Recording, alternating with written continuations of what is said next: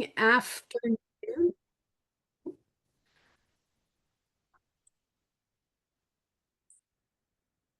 Good morning, afternoon, depending on what time zone you are in. Welcome to the Geospatial Professional Networks webinar today on unlocking your data's impact, partnering with Google to build smarter and more resilient communities. My name is Carrie Brennan. I will be the moderator of this session.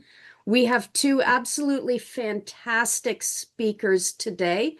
Holly Howard, who is the engagement lead with Google, and then Sid.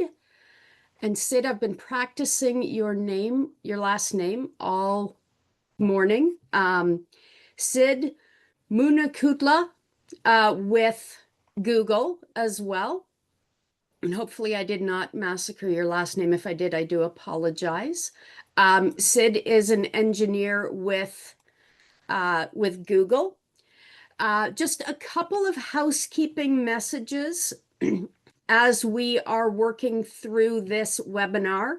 If you did not hear as you are coming in, this webinar is being recorded, so it will be available after the fact for you to go back and review. Will be available on the GPN Connect platform. Throughout the webinar, as I see a lot of you are saying hello from in the webinar chat. As well, you will see at the bottom of your display a Q&A box. If you have any questions for our panelists throughout the webinar, please go ahead and type those into the Q&A dialog box so that we can either answer them throughout the webinar, or we will have a Q&A session at the end of the webinar, so that we can either track those and then answer them again, like during the web at the end of the session.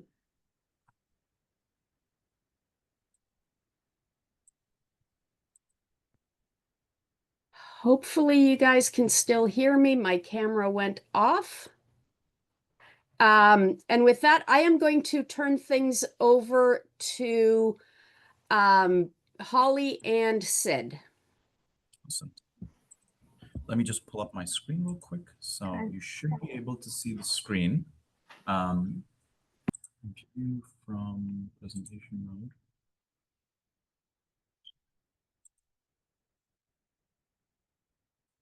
Alrighty, can everyone see our screen?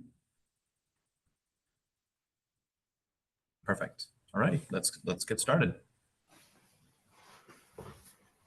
All right, I'm kicking it off. Hi, everyone. Thanks for joining Sid and I. We're happy to be here again. We actually joined the previous version, Eureka, in January, and that was really successful. We had some great questions. We focused on addressing in that one. And thanks to everybody for inviting us back again. And we're happy to come every 6 months as we're welcome. So today we're going to talk, we're really going to do more of a deep dive into our Google Maps Content Partner Program. Sid is the product manager. He's got a lot going on there. We're going to deep dive into a couple of the new functionality that we have. We welcome questions in the chat and questions follow up after for us on email. I'm going to talk a little bit after about Waze and Waze for City. So many of you know that Google and Waze merged. We merged in theory, but not really technically. But we are doing more and more together. So I'm going to talk just a little bit about that and get everybody up to speed on Waze and Waze for Cities. And yeah, we welcome questions after that. So I'm going to pass it to Sid, and he's going to jump right in. Of course. Alrighty, so thank you so much, Holly, for the introduction. Thank you to Carrie, Wendy, and Danielle for having us, our friends from GPN. So depending on where folks are dialing in from, good morning, good afternoon, good evening, as always. My name is Sid, and I'm one of the product managers from Google Maps. And today I'm going to be talking to you a lot about Google Maps Content Partners Program, But we will also be sharing just sort of a bit of a side note on Waze for Cities, our sister program as well. These flagship programs are pretty much the cornerstone for cities and authorities to efficiently manage their data on the map.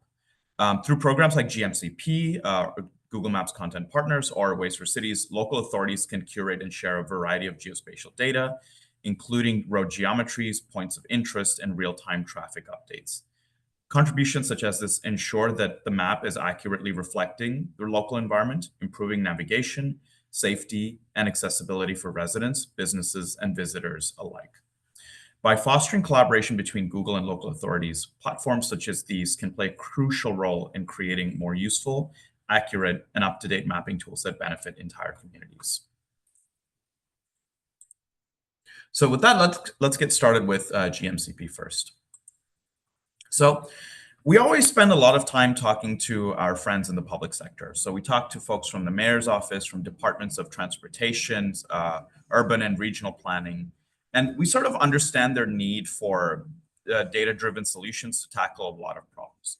And these problems are pretty much bucketed into three big areas. So we think of them as complex mobility challenges, accessible civic services, and the ability to sort of drive economic growth. And let's sort of jump into what these mean. So complex mobility challenges. How might we ensure efficient and safe navigation and reduce congestion? Accessible civic services. How can we ensure that citizens have timely and accurate new information about infrastructure projects, things like parks, freeways, to also emergency response efforts and essential services during times of crisis? And the last piece is sort of the economic growth aspect. How can we help local businesses succeed, and how can we help support tourism in the area, especially to a lot of small mom and pop shops, and especially to sort of hyper local businesses that don't really end up with a global footprint? How can we better help, and how can we better serve them? So with that, that's where our program comes into place, the Google Maps Content Partners program. And our mission is to sort of help put Google Maps to work and to help sort of the communities that we are all a part of. And I'd like to first start with a quote from one of our US government partners. And this is a partner that's regularly involved with us, that continues to share data with us on an annual, sort of even on, I would say, sub-annual basis as well, where they give us data on every several months or so. And the key takeaways here are that, one, they love the ease with which they can share their data with us, and they love the feedback that they get about their data. What they also love is the most important part is pretty much seeing the improvement that their data drives on the map. It pretty much improves address quality, and it also helps, and that pretty much helps the community a lot as well. So these are some of the key takeaways from this, and this is what we want to share as some of the key benefits of sort of partnering and working with us. So how does this actually work? So you can pretty much provide users with very accurate and up-to-date information for your area. As I mentioned at the start, you can share geospatial data for your city to be efficiently integrated and accessible for all constituents that use both maps and Waze.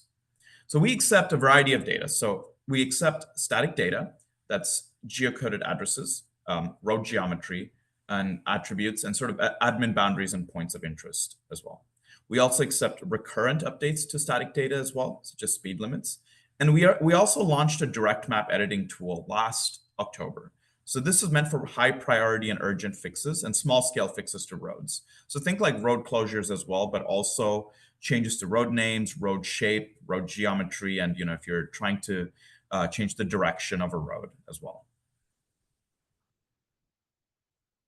So how does all of this help? So I'd mentioned in the previous slide about sharing static data, recurring data, and sort of our new direct map editing tool, which we launched last September, last October.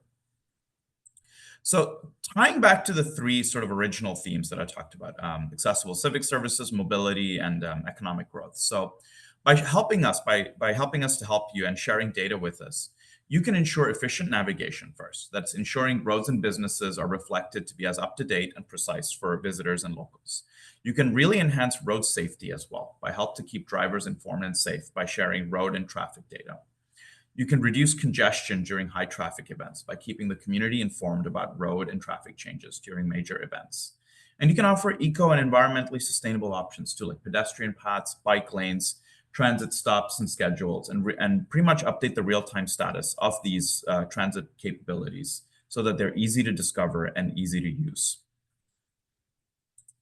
Onto the civic services piece. I think the real beauty here is that you can keep the public informed about civic projects as well. You can showcase new infrastructure that's completed, like bridges and bike lanes, and also other city investments as well. And you can ensure that they're easily discoverable on Google Maps the moment they're finished with construction.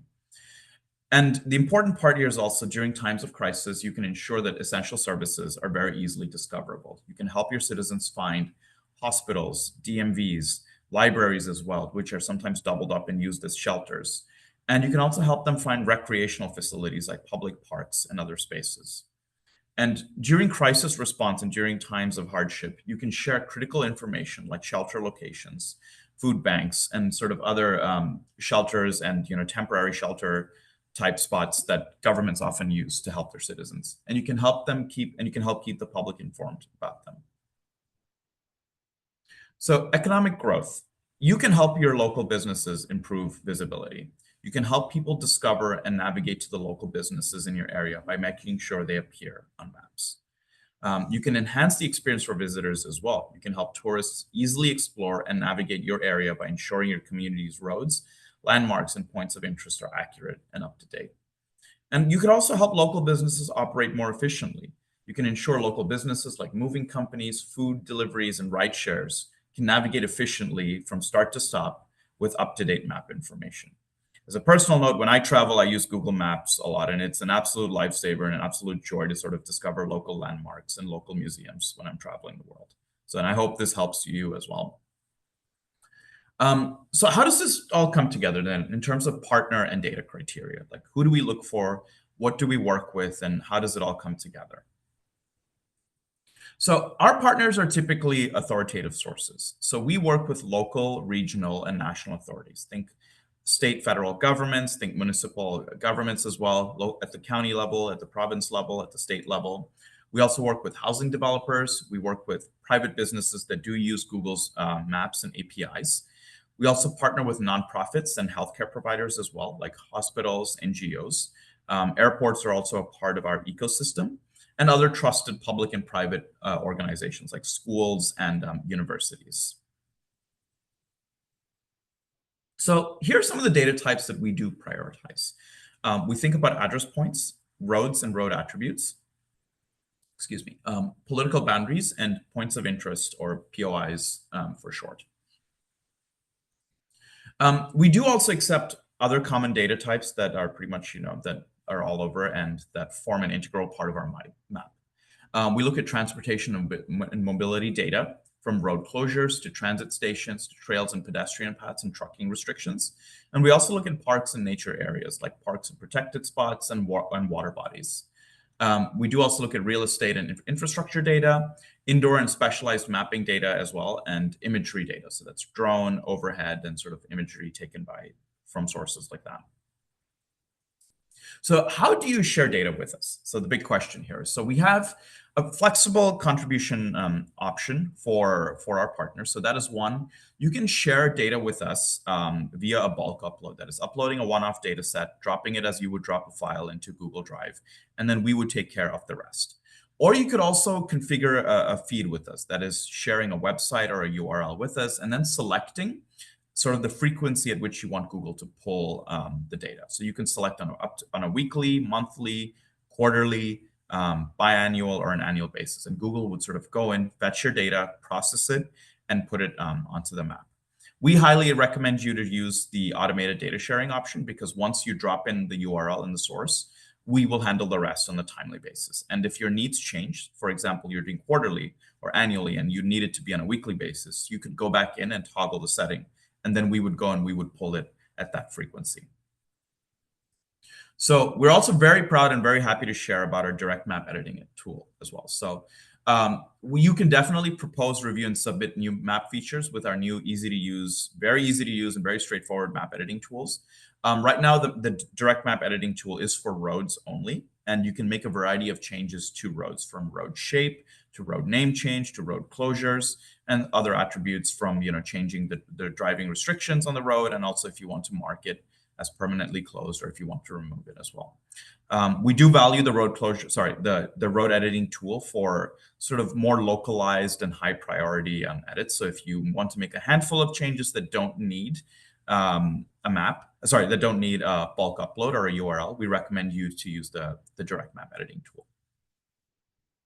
So the beauty with the GMCP portal is that you have all of this on a single unified dashboard that you can easily upload things to, and you can easily track the status of your submissions, and you can also communicate with our support team as well. So it's all in one place, and you get the status of your submission, and you can continue to check back with us to see where it's at, and how long it might take going there.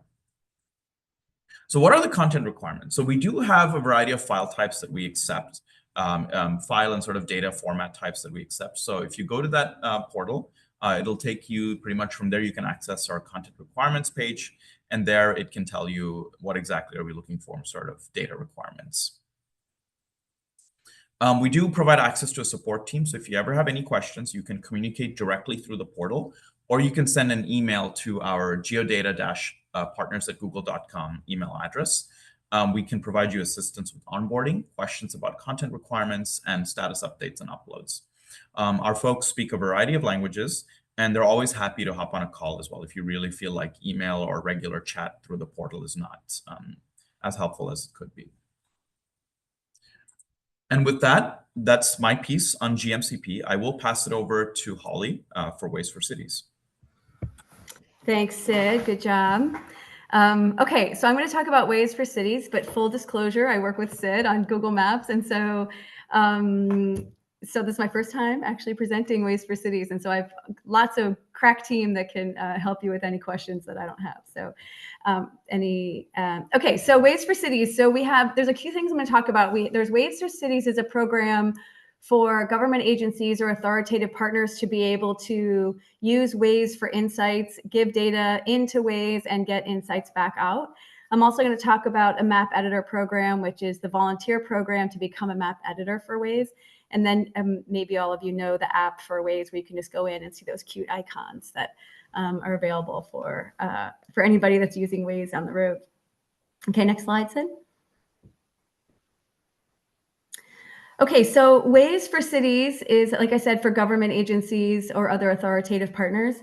So GMCP, so the two different things I want to talk about for Waze and GMCP. So, sorry, Google Maps Content Partners, we talked about that. So I'm saying GMCP for that. So both of these programs for us, we take in data. Google Maps Content Partners primarily takes in static data.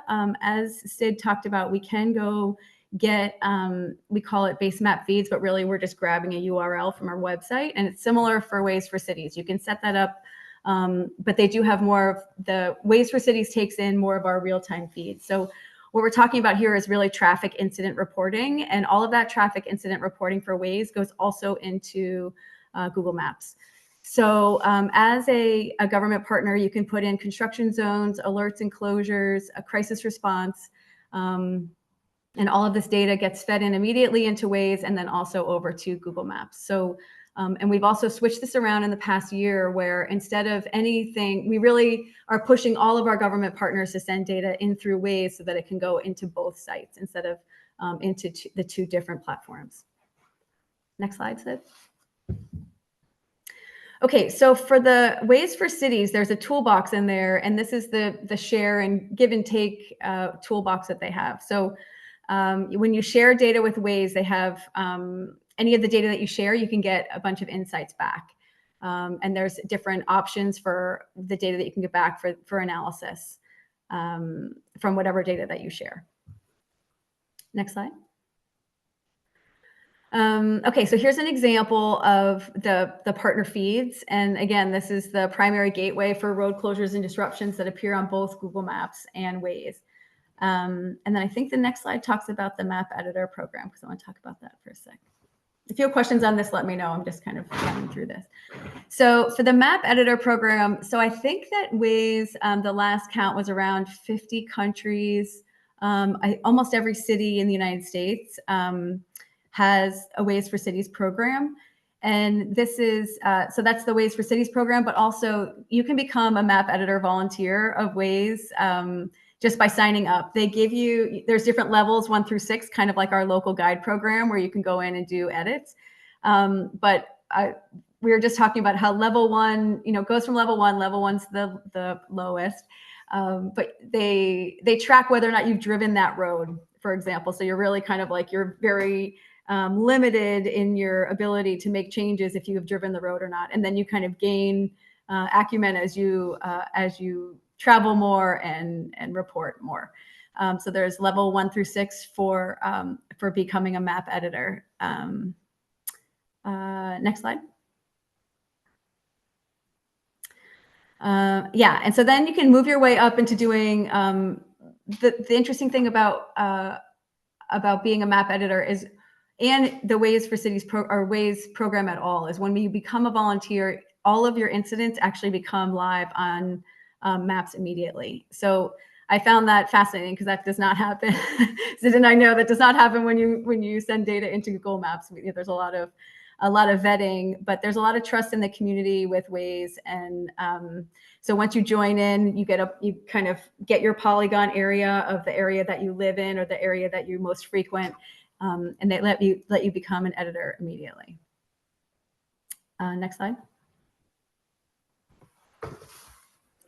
Okay, and then Sid touched on this as well. So this is we're really trying to integrate, but all of you geospatial people know, like, they're two completely different platforms, how Waze was built and how Google Maps was built. So just the interoperability between the two has been really has been a long road. And at the moment, this is kind of our focus right now is road alerts, and we do a lot of data transformation between the two. But at the moment, so we have road alerts, they'll come in, you submit that into Waze for Cities. You can put it in through Google Maps Content Partners, but again, we're kind of putting it in through Waze for Cities is the best, but it will appear on both. The foundational data, so Sid talked about our data requirements. We have like 20 different feature types that come in for Google Maps. But when that data comes in, if it's relevant for Waze, it will go over to Waze, and it will also go into Google Maps. And then infrastructure and mobility, a lot of this stuff is really just specific to Google Maps. And so all that data comes in through Maps Content Partners, and that will go on to Google Maps. Okay, I think that's the last slide for Waze. Yeah. That's the last slide. Okay, so just for any questions on Waze, I do have my colleague Noam let me use his email address today. So if anybody has any questions for Waze for Cities, I can transfer that over. But yeah, I think we can pause there. We only did 25 minutes, but I think we have plenty of time for Q&A. Thanks so much, everyone. Do you want me just to kick off the Q&A, Carrie, or? Yeah, if you would like. I apologize, my camera has decided to act up and not play. A number of good questions in both the chat and the Q&A dialogue box. So the first question comes from John, wanting to know if you are working directly with municipalities on various items. There are Google reps who work directly with municipalities.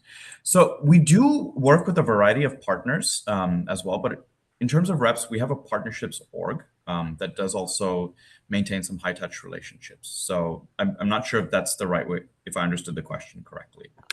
Because folks, if your local municipality submits the data, we do look at that as an authoritative source once we go through our review process, and we would accept the data from them if we can process it and if it meets our requirements. Okay, great. Yes, yeah. Catherine Cargo wanted to know, do you have to be a content partner to get a faster response from Google Maps to update a map? I knew this one would always come up. So as I mentioned, it comes up. It comes up every time. So we have two sort of prime contribution sort of channels, right? One is the direct map editing tool where you submit right now roads related changes. And the second piece is sort of our bulk data update, which you either do as a data set or you share a URL or a feed. So we shoot for 30 days for the bulk data set and sort of data set sharing. And for direct map editing, we strive for 15 days. We set up Google Maps content partners because we wanted authorities to sort of have the ability to quickly share data with us. So if you are a certified authority, you do get, you know, a bit of a faster route than you would as if you were not an authority. But the requirement to be in our program is to be a certified authority. The other piece to add to that, though, is that there's different avenues to add changes. So a lot of people, we like to differentiate between the app and just saying suggest and edit on the map, because I think that people, that's a different response time, and that's actually a different team. So, some people will go onto that and try and change your road, but you could also, so the question was, if you're a Google Maps content partner, because it's a different avenue, we look at you as an authoritative partner. So the thought is that, yes, you will get higher priority because it's more of a high touch system versus suggest and edit, where we're getting, millions of those through a different escalation system. All right. Matt Gerke wants to know, do Google Maps partner content program participants have to agree to any terms and conditions in order to share data or use the tools? Yep. So when you first sort of hop onto our portal and try to create an account with us, we do have a terms and service piece to that sign up flow. So you would have to sort of read through it and sort of click I acknowledge or check the box, and then that's when we would then be working. Then that's when we would evaluate you and see if you're an authoritative source, and then we would begin working with you, taking in your data and your edits. Okay. Matt, are you a partner? Is Matt's a partner? Are you already a partner, Matt? I can't see his name. I think Matt might be. He works with the state of Virginia. Right. So he works closely, or at least he probably coordinates the local authorities at the county level to work with you. So. And I know Amanda is out in Washington State, and she is a partner. I do know that because she was on the last webinar, but she would also like to know how we can inform Google of roads that semi-trucks and large vehicles should not be on. Is there a way to do that? And I'm not sure if that is specifically Google Maps or Waze, or probably both in this case. Yeah. So one way to do it would be through the direct map editing tool. Road restrictions is something that we would rely more on the local authority. One way to do it is you could sort of submit a direct map edit through us and select the other option.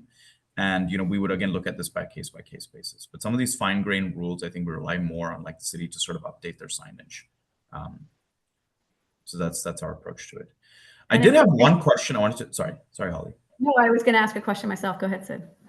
I was going to say, Carrie, if we have time, I was hoping to do a very light direct map edit demo. I'm not sure if folks want to see it, or do we want to just power through the Q&A instead? So I think that the next question from David actually talks about making map edits, so it would be a good opportunity and a good time to do that, actually. Okay, perfect. But Matt actually mentioned that he is not actually a content partner because some Virginia localities have had some challenges getting the T's and C's through their local legal departments. Susan actually kind of did one of these, kind of a this. So that might be something to discuss further as well. Yeah, I think I've been emails back and forth with Matt on that. It is a problem for different levels of government. It's really interesting. Some local, state, federal, and then we're a global program. So yeah, there's a lot of it's interesting how the hierarchy works, where sometimes the whole state has joined in, but some localities, there's different people that are worried about the terms of service. So it is a good conversation to have, and people can contact us directly, about that. We don't change the terms of service, but it would be good to know what the glitches are within them. And so Matt, we should catch up again on that. And anybody else that has a question on that, we can certainly, dive a little deeper on that, because it would be good to know. And I just want, can I go back to on the question on the, because I think we talked a little while ago in some NISJIC conversations about the vertical height restriction, because I think it was Amanda's question or someone's question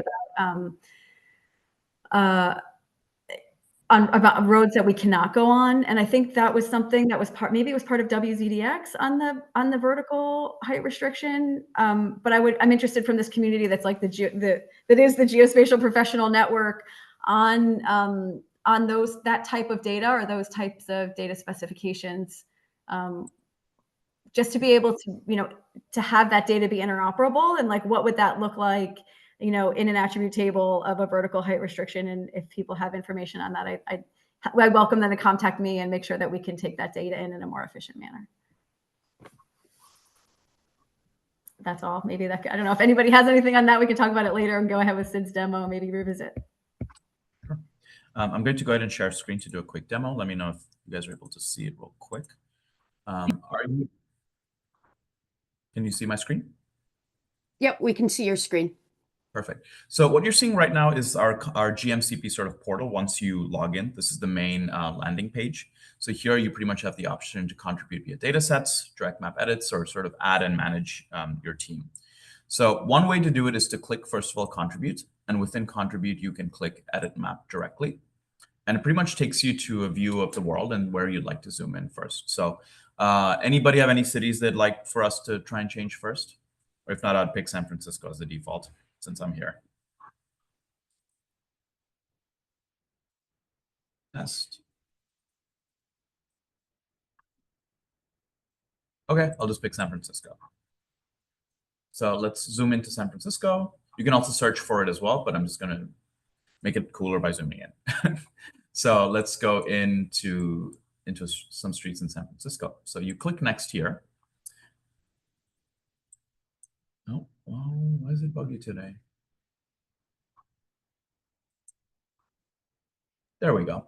So now I've pretty much zoomed into a portion in the Mission District and sort of zoomed into edit. So you can pretty much select a road over here. Oh man, it's being buggy today. It's Monday. Yeah, I love it when the day I decide to do a demo is the day when it bugs a little bit. Okay, it seems to be back. So you can pretty much select Rhode Island Street in this case, and you can now have the option to select a segment of Rhode Island Street, which is a segment highlighted here between 18th and 19th Street, or you can have the option to select all of Rhode Island Street. So that would be pretty much the entire street itself, which is about 2 kilometers. And then from there, you can check a box and make a change to its road name. You can change its shape by clicking and dragging. Let me just escape out of that. And then you can mark it as as closed or blocked, where you can give it the reason why it's closed, what are its start and stop dates and times for its closures. And you can also make changes like marking it as private, or you can remove the road entirely if this road no longer exists, and you can edit direction of traffic. I know there was someone who had a question about trucking and trailering, so I would recommend in this case to select other, but just to manage expectations on trucking and sort of not allowing trucks, I would rely more on your local authority to put up those signs and make them visibly clear to folks over there that these heavy vehicles are not allowed.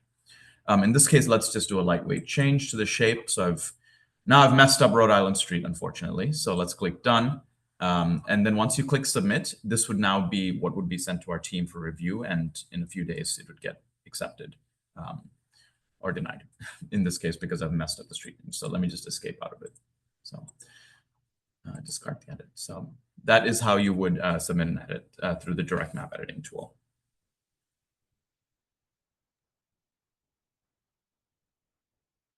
Great. Thank you, Sid. We do have quite a number of questions coming in as well. We still have plenty of time, so hopefully we'll get through them all throughout the time we have left. I'm going to... I can start with Angie. It looks like she asked a question about changing something that you have an 8-year-old change. Are they allowed to come on and talk as well? Requirements to change a name or of a city on an address. Our city is 8 years old and still has an old city name. Sorry. Oh, wow. But so the requirements to change a name is that you're an authority and that we can look up and make sure and verify that that's the name change. So that we get our data from the whatever government is in charge of, like regionally in charge of that area. So if it's the official new name and you know that, then we will change it. So if you want to send that in as an authority or let us know, then that would be something to change. And Holly, that actually leads into Raphael's question. What constitutes a certified authority? And I know that this was a question that came up in our webinar during the LEAP conference in February, because there were certain people that had, I will say, applied to become the certified authority, but somebody else had already become the certified authority within their entity, if I am remembering correctly. And I believe it's Raphael that says he works for the Emergency Communications District. He's the addressing authority for their area. Would they be one? Do you or Sid want to discuss what it takes to become a certified authority? Or can either of you speak to that? Yeah, Holly, I can start, and if you want to jump in, feel free to jump in. So we do work with a variety of providers, partners, as I should say. So from municipal and local governments to housing developers to nonprofits and sort of private businesses that use our APIs. So it's not really a certification process that you now apply to become an authority, but if you were already in one of these institutions, we would then sort of use our review process internally to say, okay, are you a legitimate authority? And then, we would take your data accordingly. So that's pretty much the process. So I would recommend if you are not a part of one of these institutions, one of the easiest ways would be to sort of check in with like your local municipal government or like your local sort of 911, like local 911 departments, to see if they can sort of help make a change that you are sort of struggling to do on your own. Because they're pretty much vetted and certified authorities, right? Because they belong to the government or they belong to these 911 departments. I'll also just address, I see someone put in the Gulf of Mexico, Gulf of America conversation. We talked about that in January as well. So because it goes along with like how we update the map. And so we are global. And so that situation was not unique to Google. I mean, in some ways it certainly was, but so we get our data. Nobody wants Google making the decision on whether or not something is named a certain way. So we go with the, who we decide, or, with our policy decisions on who the authority is in that region.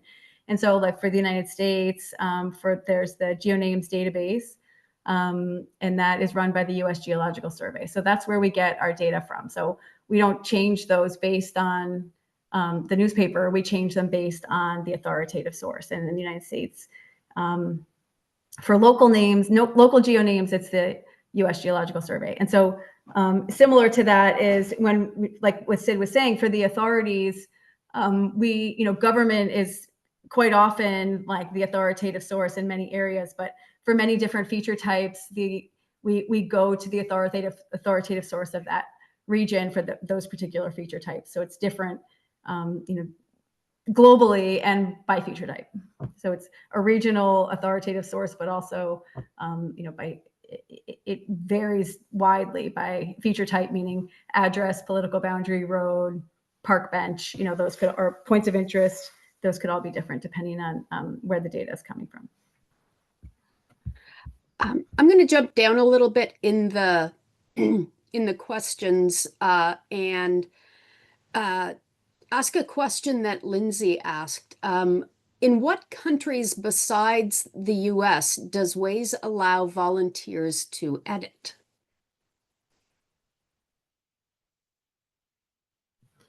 So did you say in what countries besides the US?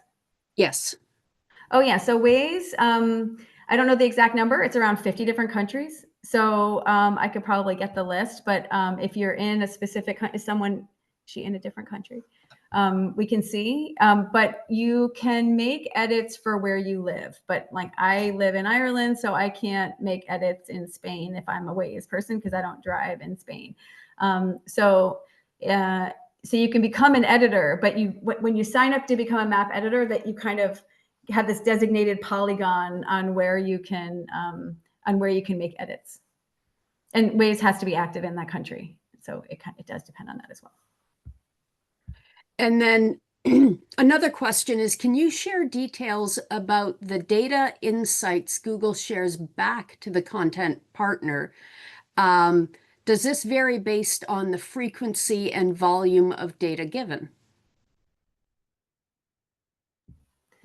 So I'll just say that, so for Sid, you can add to this too.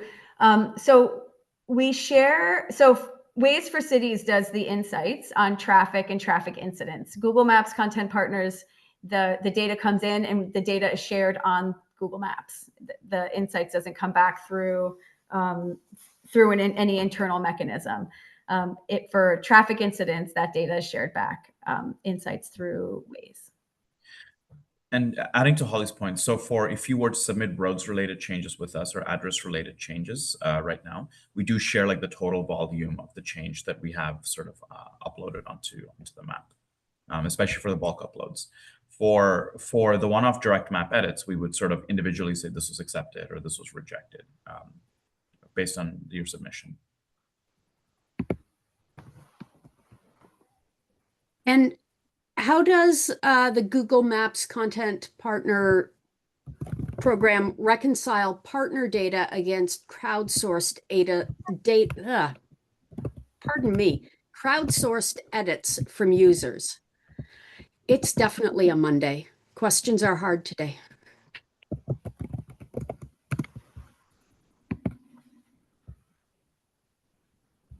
I'm sorry, I actually was responding to one on the chat, so I didn't hear your question. If you want to repeat it. No problem. So how does the GMCP reconcile partner data against crowdsourced edits from users? Oh, good question. Okay, so that goes back to the authoritative source as well. So we'll take the one that it has the highest data quality per our assessment. So, we weigh the authoritative source. So I'll go back to, any type of edit where, let's say, we have, we've put out points of interest and it says this is the name of the parks per the National Park Service. But then I go in and I'm like, oh, I want to name this Holly Howard Park. And then Google Maps will look at that and be like, okay, who's the decision maker in this? Would it be the National Park Service, or is Holly Howard the authority on this park? And so, there's a balance, there's a weight system on how we make those decisions.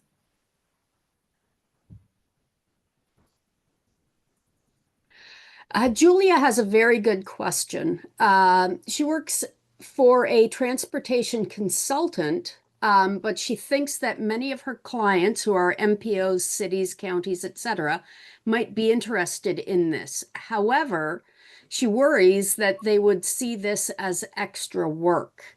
What is it that they get out of it that would motivate them to share the great data that they have? And I would say the truly authoritative data as well, Julia. Yeah, so I think one of the way we like to think about this is that I tied back to sort of the three big challenges I spoke of at the start of the presentation. So accessible civic services, mobility, and driving economic growth. So by providing data and working with us, you are helping us and we are helping you to help put our map to work. And it really helps all of the communities that we are a part of, right? You're helping to ensure efficient and safe navigation. You're helping to ensure safer routing. And on the civic services piece, governments and sort of authorities are involved in all these wonderful construction infrastructure investments, right? From libraries to parks to freeways to a lot of things that people may not even see and access. So getting them onto the map and making them discoverable pretty much, just promotes like the well-being and the welfare of the society, but also for people as well. And then the last piece for a lot of businesses that just started up, like it's tough. If you start as a small business owner in a neighborhood that maybe a lot of people may or may not go to, it sort of brings voice to your little store as well. And tourists really rely on Google Maps, and tourism like drives a lot of the economy in a lot of places. So getting things updated like will make it easier for tourists to get around who pretty much buy from the local economies that they're visiting, right? Like they are buying from the local stores, they are taking local trains, they are, navigating local streets. So it makes it easier for them as well. So that's pretty much how I would pretty much tell you about motivating folks to do it. Great. So I'm actually going to combine a couple of questions. The one question is there any interface between Google Maps partners and say like the US Postal Service? There's also another question a little bit higher up that asks if there is an interface with say like Esri, Esri enterprise systems as well. So, basically with Google Maps partners and then additional other partner applications, I would say.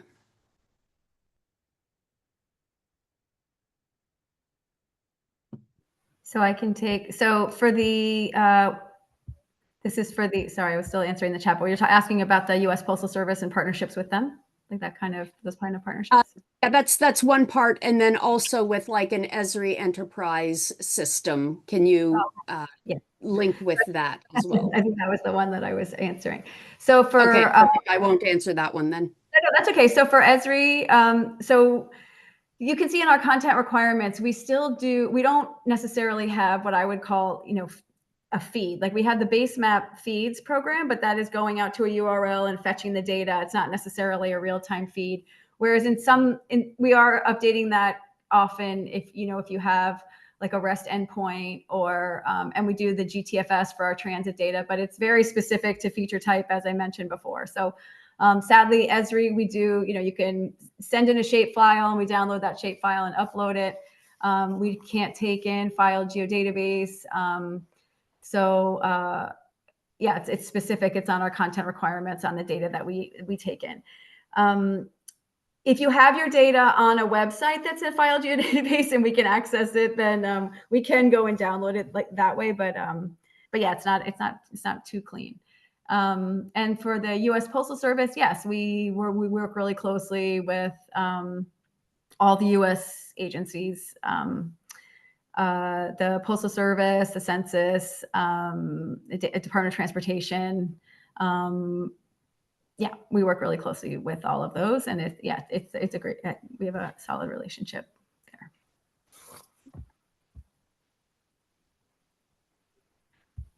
there. There are a couple technical questions that I would say that you guys can probably answer offline, but a question is, how many partners are there? Just ballpark, I would say, would be appropriate. So I think I put that in there. It's funny. I felt like I answered these, but so for when we talk about the number of partners, what my answer would be is because like ballpark is difficult even.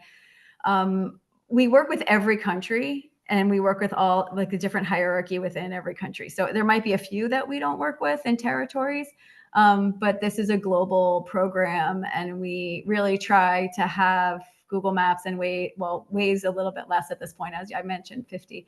But Google Maps is close to in every country and we try and make it available in every country. So, it's certainly best in Europe and the United States, and but that's not for lack of trying to make efforts and inroads in other countries. And part of our program right now is just to see where the data is and who has data and how to improve the user experience in each country. So we hope to have as many partners as possible. Another kind of technical question to throw out is Jamie says that they work for a regional park agency. Some open space parklands don't have cell service. Is there a way to make map adjustments without it showing that I've visited the location. Could you clarify the last piece about making adjustments without visiting the location? Yeah, is there a way to make map adjustments without it showing that I've visited the location? Yeah, I don't. I'll take that one, Sid, and you let me know if I'm catching it here. So we don't show anything about the person that's making the update. That's if you go and review the park and say, hey, I was at this park, I give it 5 stars, it was a beautiful hike, then that's up to you to decide. But I think that's totally different than making updates with us. We don't publicize who makes unless you want to be showcased. We don't show the name of the providers on the site for any of the changes. Is that? Oh, okay. I completely misunderstood the question. I think now I understand it better. I think that's right. So, we wouldn't show that you were in the park if you're the one updating the park. And I think maybe it was different from what I was mentioning about Waze. So that's Google Maps content partners. For Waze, they're specific to where you live. But for Google Maps content partners, it's not like that at all.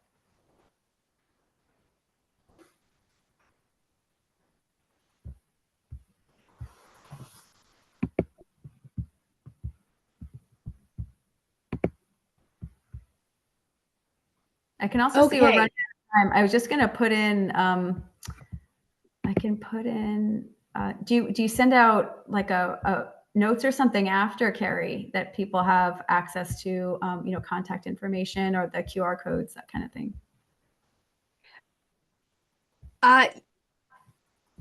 The webinar will be available. So yes, there will be QR codes available. And it will be in our learning annex with GPN. So they'll be able to access all of that, including all of the questions as well.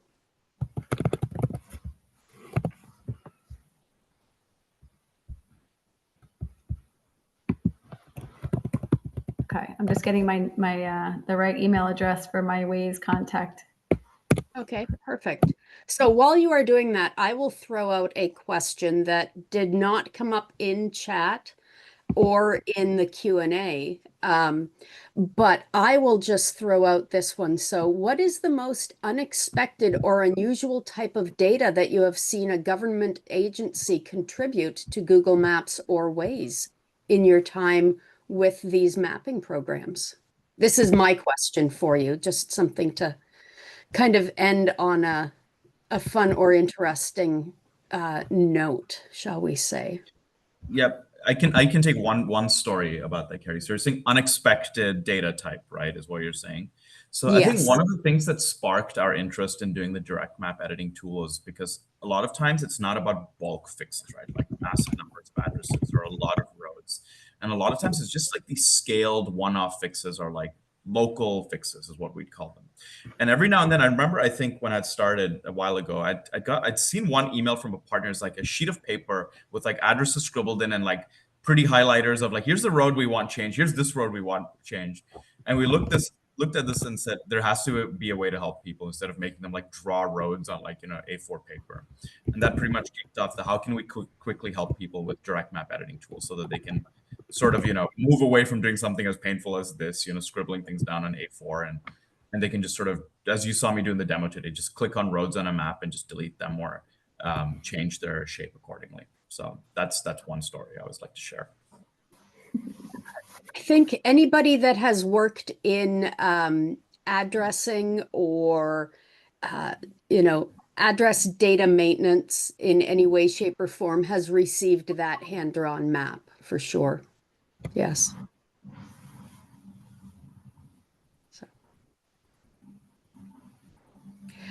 Well, we've got about 5 minutes left. We do have a couple of more questions in the chat dialog box, but I think in looking at them, the majority of those will take a little bit more time than what we have. So what I am going to do is kind of start our wrap up now.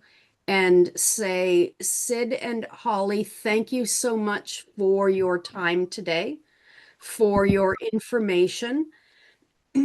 Holly has put in the chat dialog box any questions you have on Waze or Waze for Cities. The email address for her coworker. That is a great resource. As well as Danielle put in, this session is being recorded and will be available in the GPN Learning Access, or excuse me, Learning Annex. Man, it is a Monday. I'm struggling with words today.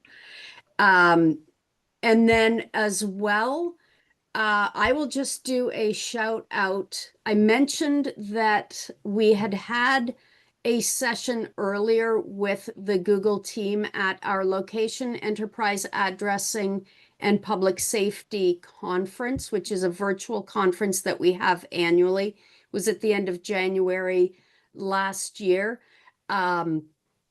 We will be having that again next year in 2026, March 3rd through 5th.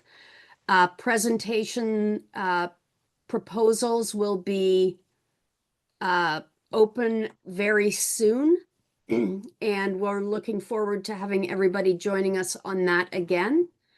Once again, Sid and Holly, thank you very much for joining us today. Appreciate the knowledge and the insight. We will take the rest of these questions, make sure that Holly and Sid have those, and post any additional comments, questions, and answers in the Learning Annex with this recording. Thanks so much. Thank you for having us. Thanks, everybody.